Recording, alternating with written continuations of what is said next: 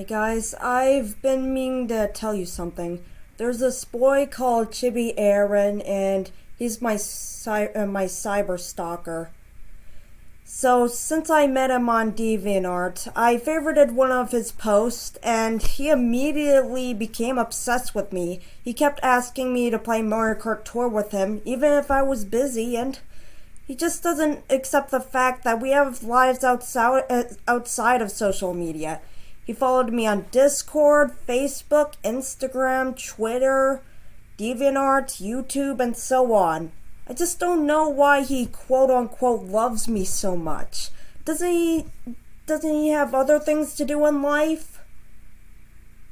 And not only that, but he is unhealthily obsessed with the backyardigans, despite being 16 years old. He's such a baby. Why is he like this to everyone? He's also bad at drawing, both on paper and digitally. I regret meeting ChibiAaron in the first place. He's just insane, and he's toxic and immature, and I just can't get him out of my sight.